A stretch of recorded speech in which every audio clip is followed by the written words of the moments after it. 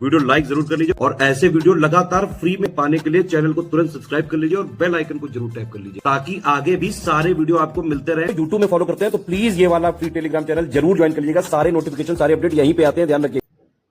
नमस्कार दोस्तों, exam preparation के यूट्यूब चैनल पर मैं प्रियंका एक बार फिर से आप सभी का स्वागत करती हूँ। आज की क्लास में हम लोग जो टॉप 1000 क्वेश्चन की सीरीज देख रहे हैं उसमें मॉडर्न इंडियन हिस्ट्री का हमने पार्ट 2 लिया है क्वेश्चन सॉल्व करने के लिए। मैंने एंशिएंट हिस्ट्री के 100 क्वेश्चन कराए हुए हैं। इसके अलावा जो कंप्लीट हिस्ट्री का दूसरा टेस्ट है वो भी कराया हुआ है और ये तीसरा टेस्ट मैंने हिस्ट्री का ही लिया है, मॉडर्न हिस्ट्री का। तो अप्रॉक्सीमेट 300 क्वेश्चंस आपके हिस्ट्री से ही हो जाएंगे।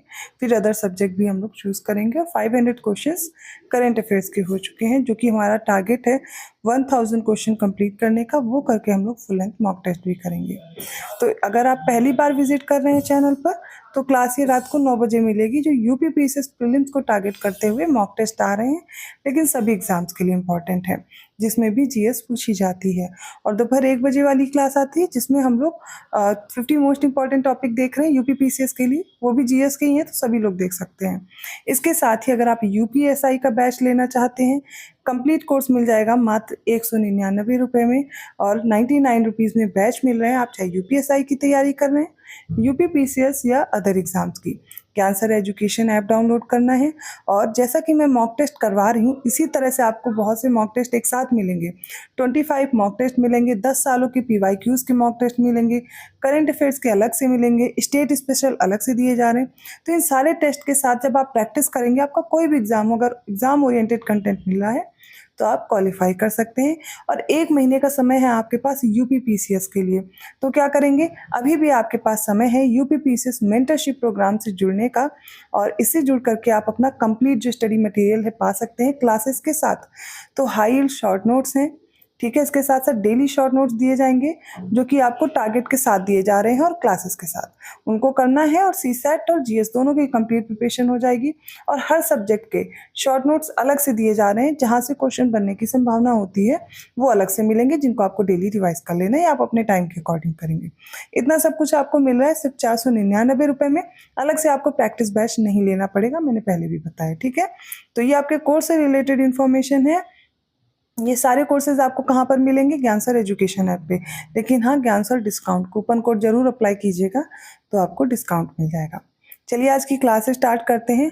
मॉडर्न इंडियन हिस्ट्री के क्वेश्चन हैं आपके सामने, 100 क्वेश्चन है और हम एक एक करके सॉल्व करेंगे। इनको बहुत अच्छे से देखिए, डेली हम लोग कुछ क्वेश्चन देखते हैं। अगर आप इनको प्रिपेयर करते हैं तो आपके एग्जाम में काफ़ी हेल्पफुल रहने वाले हैं। दोस्तों, आज की क्लास में बढ़ने से पहले 76 क्वेश्चन एक बार फिर से देख लीजिए, क्योंकि यहाँ पर कुछ मिस्टेक हो गई थी और मैंने यहाँ पर बताया था ऑप्शन डी सही होगा, क्योंकि इनमें से कोई भी गलत नहीं है, लेकिन सही कर लीजिएगा। ये जो उदंत मार्तंड है, ये कहाँ से पब्लिश होता था, कलकत्ता से, तो कानपुर गलत दिया गया है, इसलिए ऑप्शन ए चूज़ करेंगे, ये गलत है। बाकी सारे स्टेटमेंट करेक्ट हैं, उनको आप तैयार कर सकते हैं। चलिए आगे बढ़ते हैं। 91st क्वेश्चन है, निम्नलिखित को कालानुक्रम में व्यवस्थित करें। हमें क्रोनोलॉजी में सेट करना है।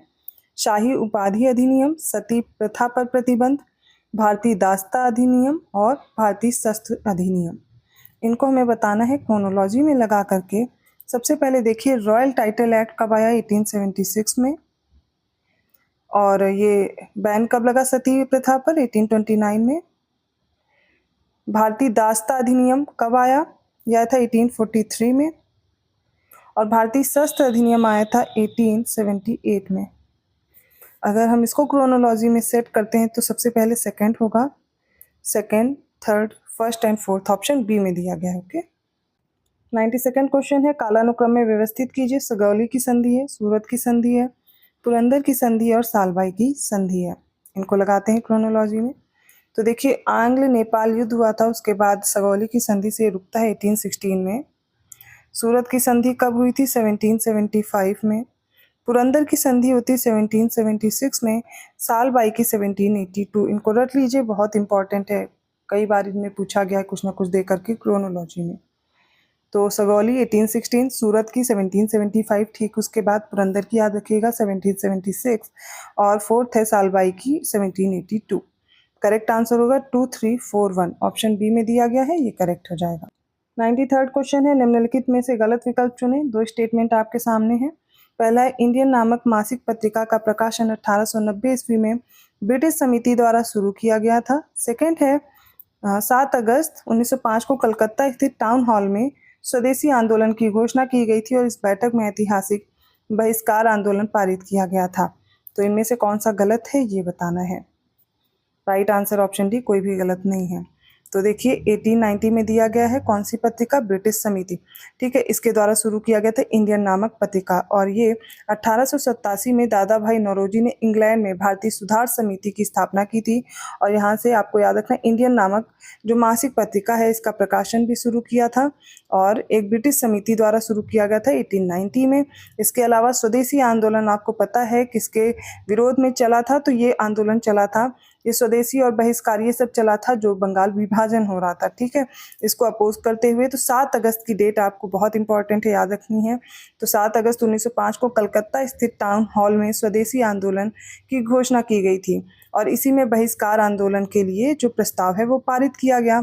इसको याद रखिएगा कहाँ से पारित हुआ, कहाँ से ये घोषणा की गई, तो आपको टाउन हॉल याद रखना है, ठीक है, कलकत्ता में स्थित था टाउन हॉल, वहाँ से स्वदेशी आंदोलन की घोषणा होती है और यहीं से बहिष्कार आंदोलन पारित हो जाता है। ऑप्शन डी करेक्ट है। 94th क्वेश्चन है, निम्नलिखित में से गलत विकल्प चुने। पहला, एमजी रानाडे, बीजी छिब्दोनकर और गोपाल गणेश सागरकर ने मिलकर 1884 में पुणे में दक्कन एजुकेशनल सोसाइटी की स्थापना की थी। नेक्स्ट है एसएस बंगाली, नौरोजी फुरदोंजी, दादा भाई नौरोजी और अन्य लोगों ने मिलकर 1851 में रहनुमाई मजदाइसन सभा की स्थापना की। तो देखिए कोई भी गलत नहीं है, इसलिए ऑप्शन डी करेक्ट होगा। याद रखिएगा 1884 पुणे में दक्कन एजुकेशनल सोसाइटी किसके द्वारा, एमजी रानाडे, बीजी छिब्दोनकर, गोपाल गणेश सागरकर। और रहनुमाई मजदाइसन सभा की बात होगी तो 1851 याद रखिएगा, एसएस बंगाली, नौरोजी फुरदोंजी, दादा भाई नौरोजी। अगला प्रश्न देखिए, इनमें से सही विकल्प चुनना है इस बार। पहला, 16 नवंबर 1905 को कलकत्ता में एक सम्मेलन आयोजित किया गया था जिसमें राष्ट्रीय नियंत्रण के अधीन राष्ट्रीय साहित्यिक, वैज्ञानिक और तकनीकी शिक्षा प्रदान करने के उद्देश्य से राष्ट्रीय शिक्षा परिषद स्थापित करने का निर्णय लिया गया था। सेकंड है, राजा राम मोहन राय के कई साथियों ने सबसे पहले 1836 में बंग भाषा प्रकाशिका सभा नामक एक राजनीतिक संगठन की स्थापना की थी। इसका करेक्ट आंसर होगा ऑप्शन सी, दोनों स्टेटमेंट करेक्ट हैं। 96 क्वेश्चन में क्या बताना है कि गलत विकल्प कौन सा है। 4 ऑप्शंस आपके सामने। पहला क्या है, तो भारतीय राष्ट्रीय सामाजिक सम्मेलन, इसका पहला सत्र कहाँ हुआ था, 1887 में मद्रास में। नेक्स्ट है, गांधी जी पहली बार 1901 के कलकत्ता में कांग्रेस के मंच पर भारतीय राष्ट्रीय कांग्रेस के एक सत्र में उपस्थित हुए थे। इसकी अध्यक्षता किसने की थी, तो दिनसाई वाचा ने। पहली इंडियन एसोसिएशन ने 29 दिसंबर 1883 में कलकत्ता के अल्बर्ट हॉल में आनंद मोहन बोस की अध्यक्षता में नेशनल कॉन्फ्रेंस का आयोजन किया था। ऑप्शन डी है इनमें से कोई भी नहीं, तो ऑप्शन डी सही होगा, कोई भी गलत नहीं है। तो गांधी जी के बारे में ये फैक्ट जरूर याद रखिएगा कि 1915 में वो भारत लौट के जरूर आए थे, लेकिन 1901 का उन्होंने जो अधिवेशन है उसमें पार्ट लिया था, उसमें वो शामिल हुए थे, तो ये भी याद रखना महत्वपूर्ण है। तो 1915 से पहले भी वो भारत में कांग्रेस के अधिवेशन में भाग लिए थे। वो 1901 का था कलकत्ता, जिसकी अध्यक्षता किसने की थी, दिनसाई वाचा ने। 97वां क्वेश्चन है, कौन कौन से स्टेटमेंट करेक्ट हैं बताना है। पहला है, बम्बई प्रेसिडेंसी एसोसिएशन, इसकी स्थापना कब हुई, 1885 में।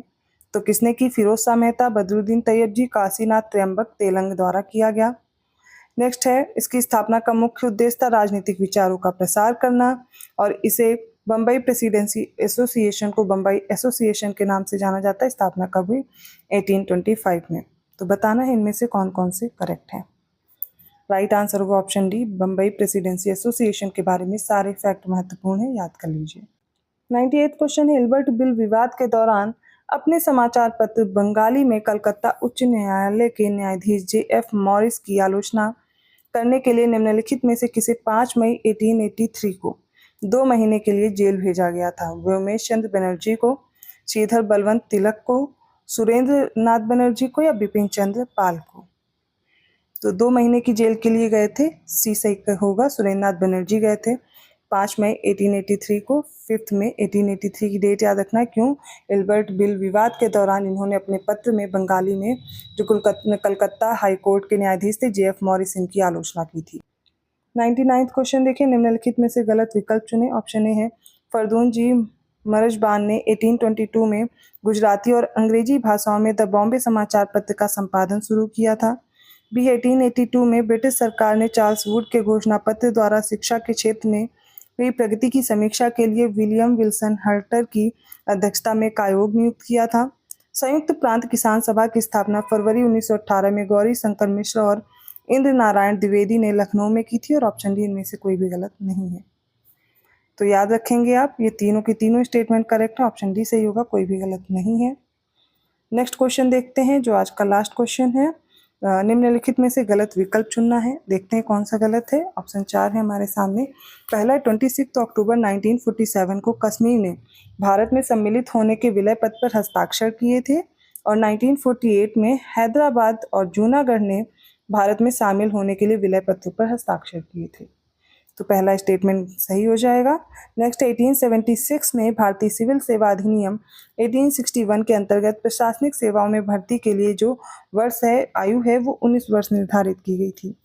ये गलत हो जाएगा क्योंकि कब हुआ था, ये वर्ष 1878 में हुआ था। बाकी के स्टेटमेंट भी देखते हैं। 1935 के भारत सरकार अधिनियम के अंतर्गत मद्रास, बम्बई, बंगाल, संयुक्त प्रांत, बिहार और असम में द्विसदनीय विधानमंडल के लिए प्रावधान किया गया था। तो यहाँ पर जो इनकरेक्ट ऑप्शन है वो भी था, वो मैंने बता दिया है। तो आज की क्लास आपको कैसी लगी कमेंट करके ज़रूर बताइएगा। जो मिस्टेक थी जिस क्वेश्चन में, मेरे पास एक कमेंट आया था और उसकी वजह से मैंने फिर से उसमें देखा कि मैंने क्या बताया, उसमें ऑप्शन डी बताया करेक्ट है। हम लोगों ने ध्यान नहीं दिया कि वहाँ पर कानपुर था, कलकत्ता होना चाहिए। ठीक है, तो बाकी अगर कहीं भी डाउट रहता आप कमेंट करके पूछ लीजिएगा। वीडियो को लाइक जरूर कर दीजिए, अभी तक चैनल सब्सक्राइब नहीं किया है तो कर लीजिए। और अगर आप यूपीएसआई या फिर यूपीपीसीएस या अदर एग्जाम की प्रिपरेशन कर रहे हैं तो ज्ञान सर एजुकेशन ऐप जरूर डाउनलोड कर लीजिए। वहाँ पर आपको मिनिमम से मिनिमम प्राइस पे आपको कोर्सेज मिल जाएंगे जो अच्छे से प्रिपरेशन करा पाएंगे और आप अपना सिलेक्शन भी ले सकते हैं कम समय में तैयारी करके। ठीक है, अगर कोई इन्फॉर्मेशन चाहिए कमेंट करके पूछ सकते हैं। मैं मिलती हूँ अगली क्लास में, तब तक के लिए धन्यवाद।